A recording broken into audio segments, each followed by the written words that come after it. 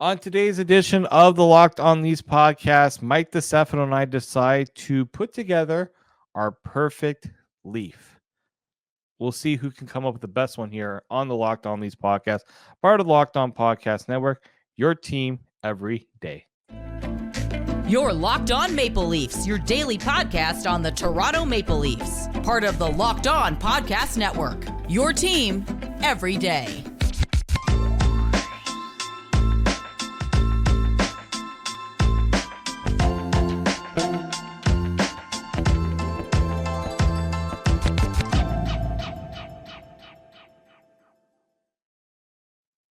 Hello and welcome into the Locked On Leafs podcast, your daily fix for all things Leafs. I'm your host, David Morassutti from Sportsnet. As always, Locked On Leafs is a daily Maple Leaf-centric podcast, so make sure you subscribe for free wherever you get your podcast from, and you can now catch us up on YouTube each and every day, Locked On Leafs. We are now back to 5 shows a week, everybody. I am so glad that this means hockey is truly coming back. It was nice to get a break from it, but I need my Leafs fix. I need to get this team. I need to get more Leafs going, right? So Mike and I decided why not get you guys ready for training camp by playing a little. I wouldn't call it a game, but it's a little activity we were doing. We did the same thing last year, and we had so much fun with it. We want to do it again this year and try to add in some different players to the mix this time around. We are going to make our perfect Leaf. Just quick explanation. Basically, we have different traits. We gotta take one Leafs player to fit that trait that we think does that the best or most ideal to what the type of player we want to create. We can only use that player once, and I think you're going to like how Mike and I don't agree on everything together in this. So, without further ado, let's get down to it and let's break down our perfect Leaf. All right, Dave, we got another fun episode planned for today. This is something that we did last year, and it was a lot of fun, so I thought, let's do it again. It's building the best Leaf. So we've got 10 different traits that possess what we believe to be a good NHLer, and we're going to basically take the best trait from each player and attach them to each one. So, for example, we've got, shot, hands, passing, size, toughness, all that type of stuff. But we can only use a player one time. So we can't use Mitch Marner for like 4 of these, unfortunately, because it would be very easy to do so. And we can't use Matthews for multiple ones. We can only choose one player. And the objective of this exercise is to try and build the best Leaf. So you and I are kind of pitted against each other. I don't know what you've chosen. You don't know what I've chosen, but we're going to try and build the best Leaf. We're going to put it a poll up on Twitter, and you guys can go and you can vote on that to see who does the best at the end of the podcast. Also, you can let us know in the comment section down below who built the best Leaf. So why don't we start things off with the offensive categories here, and let's start with something that's rather important in the NHL and rather important for being a really good player, and that's having a really good shot. Which player would you like to use to build this Leaf? Which shot would you like to have? I am going to go with one Austin Matthews. He's got the best shot in the NHL. Deceptive, man. It's a deceptive shot. Like it's incredible. His release, the deceptiveness, the speed, the way that he can really just kind of flick the puck and it gets into the back of the rockets off his stick and into the back of the net. Like I'm with you, man. Like 100% Austin Matthews you got to take his shot. If you're taking anything from Matthews, it's got to be the shot. I will say, part of me debated putting William Nylander in here because he also has a really good shot. You're right. He does. The wrist shot. I have William Nylander for something else. So yeah, it is interesting, right? Like going through this, trying to put guys in certain positions. It is interesting because I wanted to put someone here, and it's like, oh, I think he does the best at this and on the team, but I like him better in this position. You guys will figure it out as we're going through this process where we struggled. We'll kind of talk about where our process was as well. But obviously, this one was a no-brainer for both of us. Austin Matthews, best shot on the team, best shot probably in the league. Therefore, we would be dumb if we're trying to build the best player possible by stealing a trait from each player. If you're not taking Austin Matthews' shot, you're just going to lose this hands down. So, yeah, Austin Matthews makes a whole lot of sense for this one.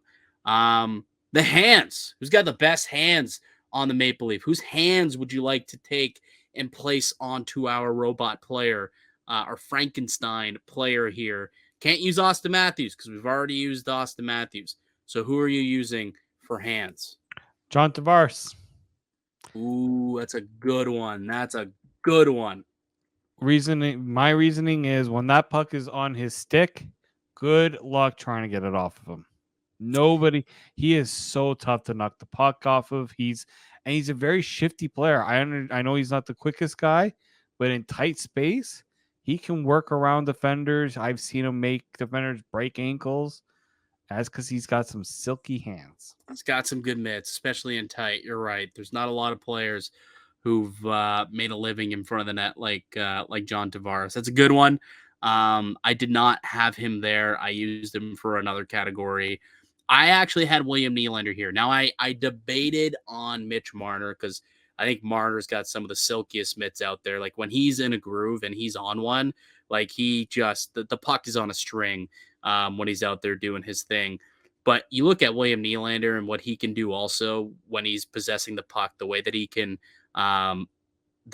protect it, the way that he can skate through guys, put pucks through guys' sticks and through guys' feet, and the way that he can just get a shot off. He's got really solid hands, and I wanted to keep Marner alive for something else also, which is why I decided to go with Nylander. So I've got Nylander in this position. You've got John Tavares. Perfect. Okay, let's move on to the next category here as we build this Frankenstein best Leaf possible. Passing is the next one we've got here.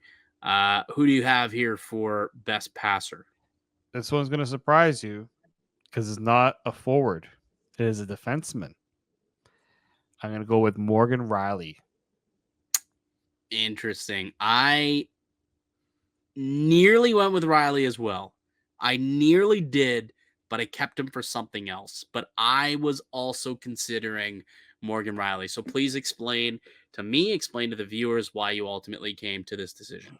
Well, I mean, he was top non-forward in assists, right? 37. Well, last year he had 37 assists in 65 games. That's a pretty impressive clip for him, in my opinion. And I think of those, 21 of the 37 were on at even strength. So he's not just relying on power play, although a good chunk of that did come on the power play.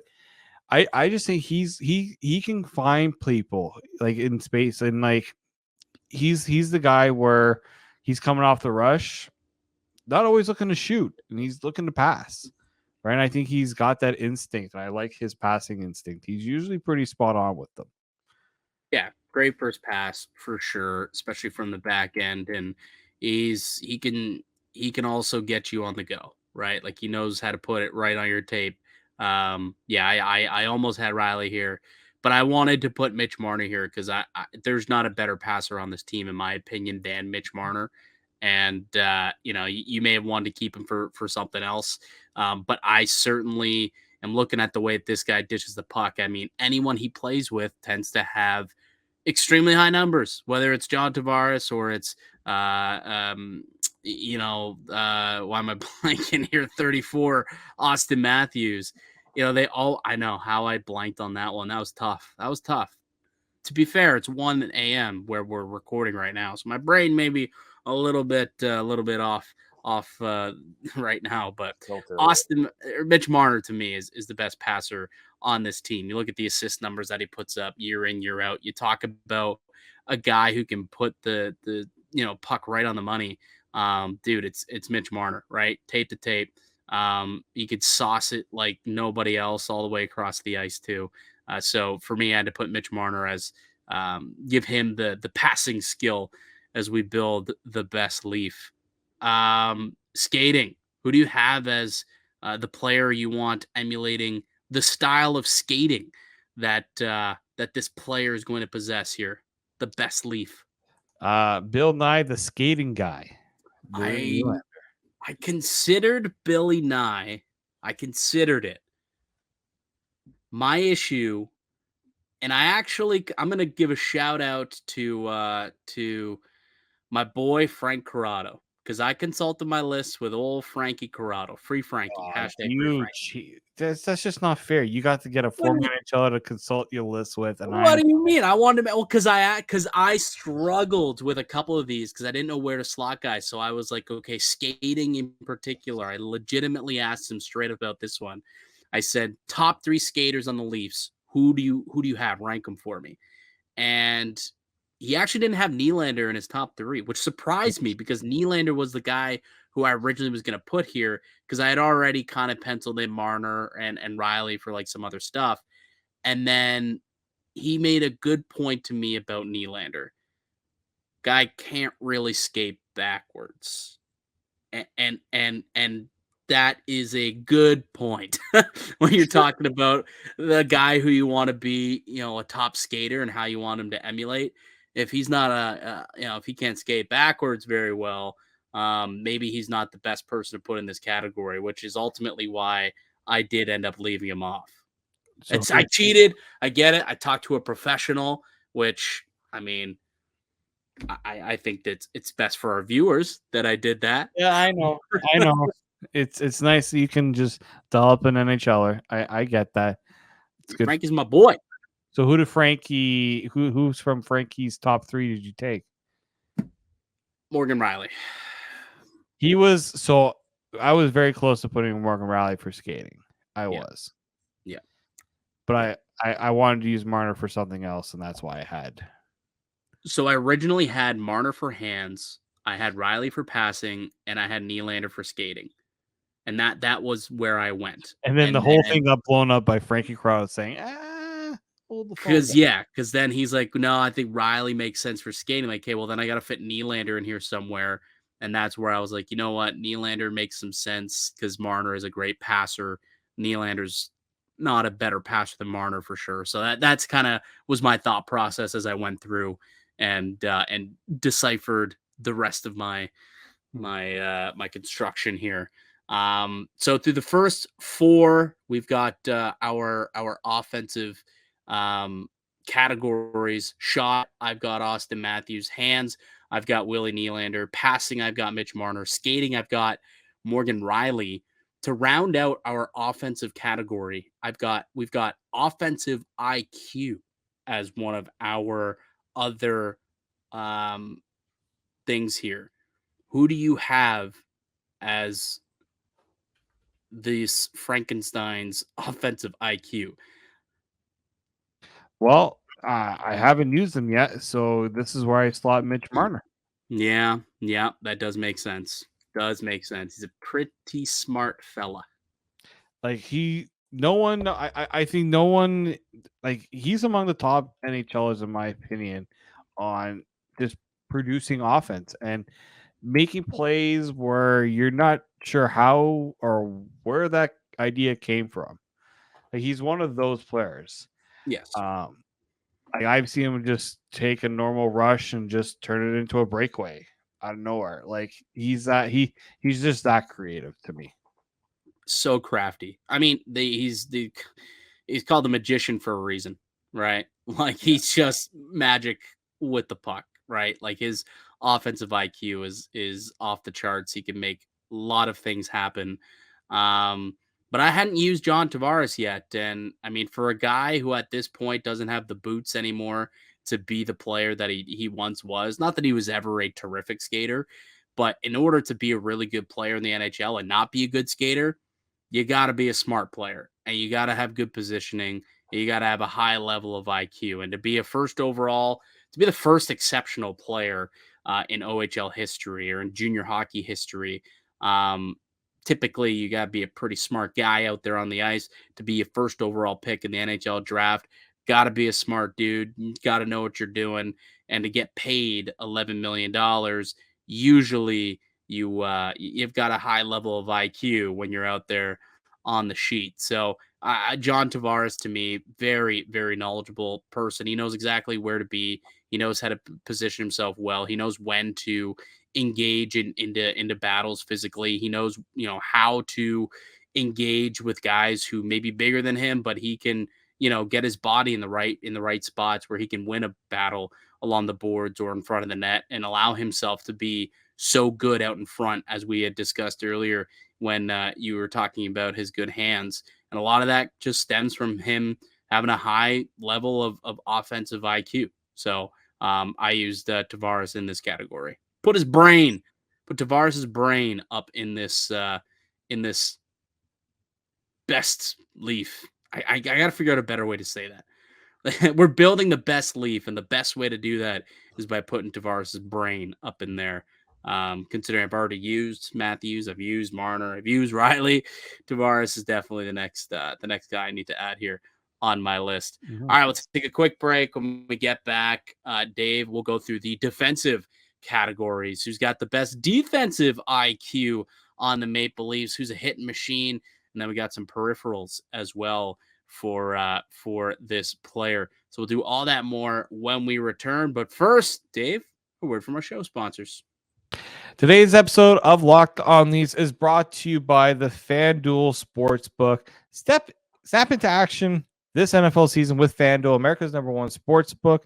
Right now, new customers get $200 in bonus bets guaranteed when you place a $5 bet. That's $200 in bonus bets, win or lose. If you've been thinking about joining FanDuel, there's no better time to get in on the action. The app is so easy to use. There's a wide range of betting options, including spreads, player props, over-unders, and more. So visit FanDuel.com/lockedon and kick off the NFL season. If you want, you can also get your NHL props in right now. Get them while the props are at their best. FanDuel, official partner of the NFL and the Locked On Podcast Network. All right, welcome back into the Locked On NHL podcast, Locked On Leafs podcast. I'm Mike DiStefano. I've got Dave Morassutti with me. We got podcasts coming out each and every Monday through Friday. Now the season is right around the corner, and we're back to 5 days a week. If you haven't already, make sure that you subscribe wherever you get your podcasts. Also up on YouTube. That would be much, much appreciated. We're building the best Leaf. We're putting together a Frankenstein Leafs player using one trait from each player. We've got 10 different traits, and we can only use a player one time, rather. And we just went through our offensive categories. I'm going to go through my list, and Dave, you go through your list, and then we'll continue on with the defense. So I've got Austin Matthews' shot. I've got William Nylander's hands. I've got Mitch Marner's passing ability. I've got Morgan Riley's skating, and I've got the brain of John Tavares when it comes to offensive IQ. Who makes up your player thus far? So far for shot, we have Austin Matthews, just like you do. Passing, I went with Morgan Riley. Skating, I went with William Nylander. Apparently, he can't skate backwards. And It's not that he can't. It's not that he can't. He's just not the best. Little Louis Domingue, not the best. There's other more efficient guys at it, I would say. But then hands, we have John Tavares. And then IQ, the brain, we got Mitch Marner. Beautiful. All right, we've got 5 more categories here, a couple defensive and some peripheral categories as well. Well, we just finished off with the offensive IQ, so let's go with the opposite of that, the defensive IQ, the brain in the defensive end. Which player are you using for this trait, David? I'm going to go with TJ Brody. Yeah, we're both at TJ Brody. I mean, he's the Leafs' top defensive defenseman. He's playing the most at 5-on-5 when it comes to defensive situations. Yeah, he's still playing a lot of the power in the penalty kill. I think he's going to probably play more of that now with Justin Hall gone. So I think TJ Brody. Yeah, does every defenseman has brain lapses defensively because plays are pretty hard to decipher when things are going as fast as they do in the NHL nowadays. But generally he's pretty good at making sure that those plays do not end up in the back of the net. So I think TJ Brody makes a lot of sense here. Yeah, like Brody, you look at over the course of the last, 3-4 years since he's been in Toronto, his expected goals against has always been among the tops in the league, like defensively, expected goals against as a positive defensive stat. You know what I'm saying? Usually he's really good at suppressing opposing teams offensively. So TJ Brody for sure for me. And what's impressive about it is like he's not the biggest guy, he's not the tallest guy, he's not the heaviest guy, he doesn't have the longest stick, he doesn't have the best stride. He's just a solid player, and similar to John Tavares. When it comes to not being the best at a lot of things, but just being really good and being really smart. TJ Brody, a big reason for why he is so good is because he's just really smart on the ice. He knows how to position himself well to win board battles. He knows how to position himself well to box guys out, to clear up, loose sticks around the crease so that the goaltender can find the puck. He knows, when to make the smart decision to chip it out of the zone at the right time. He typically, knows where to get into the lanes, whether it's a passing or shooting lane. Like TJ Brody is just an overall smart player. He knows what he's doing on his own side of the ice. So, for me, I think it was a no-brainer to make him the defensive brain of this player. When it comes to hitting, however, who do you got here for this category? It took me some time to really, because like Leafs have guys who hit, but not a whole lot of people who hit. And I didn't want to cheat because technically the player initially was going to pick will probably never play with the Leafs again. And that was Jake Muzzin. I initially had him, but then I went with the Jake Muzzin replacement and Jake McCabe. I would have allowed it, though. I know. I would have allowed it because technically he is under contract. I would have allowed it, but I went the exact same route, honestly. Yeah. Jake McCabe, this guy was laying thunderous hits in the playoffs. Sometimes it was costly. Sometimes he was chasing the hits, and it did annoy the heck out of me.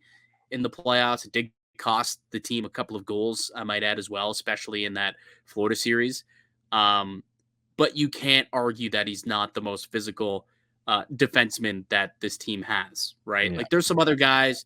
I think Sam Lafferty was somebody who I considered. He is certainly someone who was I had in this category and was thinking about potentially using him. Outside of those two, though, like there wasn't a lot. There was one other player who I was considering using, but I decided to use him in another category. We'll get to that shortly. I feel like you and I might be going on the same paths here. It sounds like defensively. I guarantee you for the player's size, I can almost guarantee that we have a different player for that one because I went a little outside the box on mine. So I'll be curious to see what we get for that one. But McCabe certainly is the no-brainer pick here when it comes to hitting. So, Jake McCabe. All right. Speaking of size, we're getting to it now. It's the next subject here as we build the best Leaf. If you could take any of the Leafs who are remaining, so we've already excluded, quite a number of players available for the picking here.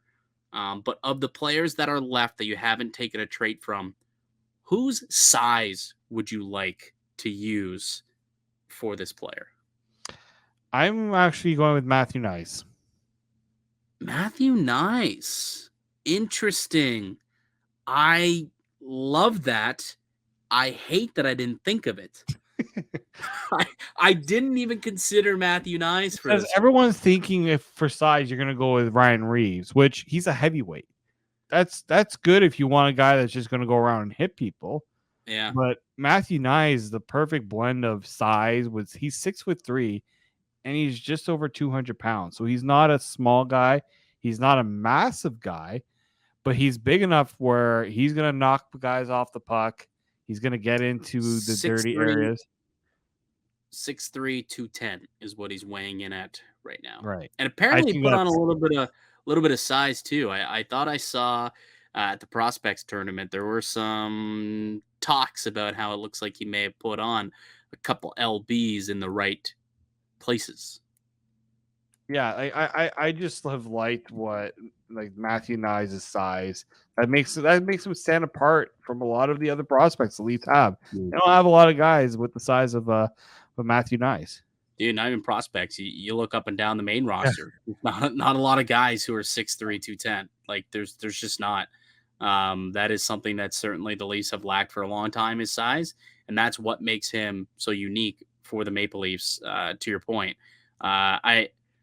it's a great pick. That's a great pick, and I'm actually disappointed that he didn't even come onto my radar for this one. I did go off the beaten path to find a player though, who I really did want to find a way to get him on this list just because. Ilya Samsonov, pretty good size, like 6'3", 215 pounds, like 6'3", 215. That's a perfect size for a hockey player.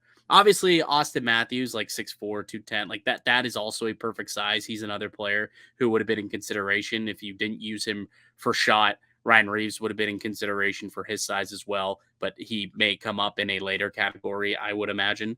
But in terms of size, like I was taking a look and I'm like, all right, how many guys are actually over 6 foot and over 200 pounds? And there's just not a lot of them, surprisingly. It's a lot of like 6 foot, 6'1", 190s, but Samsonov was like one of the lone players who was like 6'3", over 210. So I thought, yeah, that's a good weight for a big, strong hockey player. So 6'3", 215 pound Samsonov is the body build that I would like to use here. He's a little lankier, I suppose, than you would want, but I still think that it's a good size. It's a good weight. He is a good size, and that's what made him a goaltender that was desirable, right? Especially as a first-round pick. They like guys with size. I mean, I know Andrei Vasilevsky's bigger than Samsonov, but that's what makes Andrei Vasilevsky such a tough goaltender because of how big he is. Would you let me use Dennis Hildeby? Yeah, he's signed to an NHL. He's signed. You cannot let me use Dennis Hildeby. No way.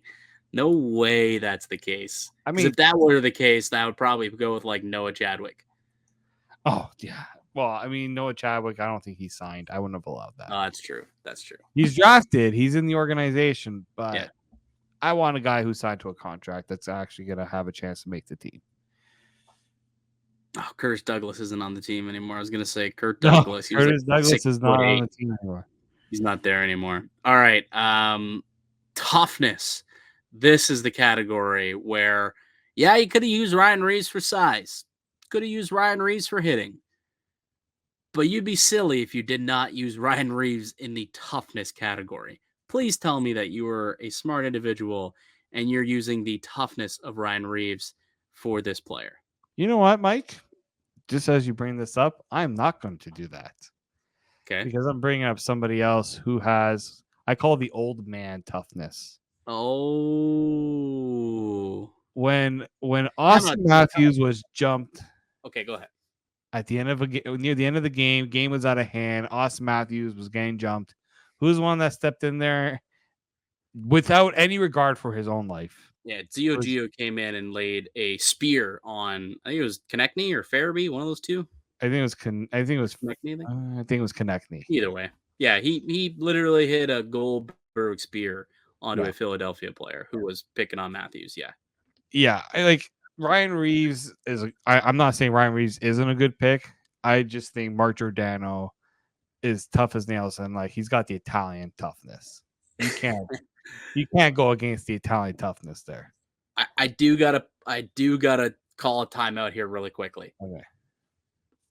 Was Gio your original pick, or did you switch it on the fly after my comments? Today's episode is brought to you by Jase Medical. Everyone should be empowered to take care of themselves and their loved ones during the unexpected. That's why Jase Medical offers the Jase Case. The Jase Case provides 5 life-saving antibiotics for emergency use and gives you peace of mind so you're not just hoping that you have the access to medication in an emergency situation. Jase Medical makes sure you have the medication in hand. It is simple. They handle everything from the online evaluation to licensed pharmacy medication delivery and ongoing consultation care. Don't get caught unprepared. Save more than $360 by getting these life-saving antibiotics with Jase Medical, plus an additional $20 off by using promo code Locked On at checkout on jasemedical.com. That is jsemedical.com. Promo code Locked On. I was flopping between the two. I hadn't kind of finalized them yet because I wanted to see what direction you went. I didn't want to be told. Remember, we're trying to do things. We want to give the audience a little bit of a choice. Fair enough. I'm gonna check and see what Ryan Reeves is. Can you check out their fight record on hockeyfights.com? Does it have their record? I guess there's no like real I don't think they really record keeping of it, I suppose. Yeah, but I'd imagine he's got a high win rate. I would imagine he does. He had 56 fights with St. Louis, 9 with Vegas, 6 with Pittsburgh, 5 with the Rangers, and 5 with the Wild.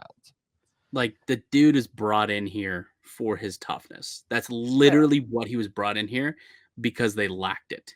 Yeah. So I think that Ryan Reeves has to be the pick here. I mean, you're looking for a guy to beat the snot out of your opponent, and Ryan Reeves certainly willing to do that. Zio Gio's got that old man strength, absolutely, the Italian Godfather.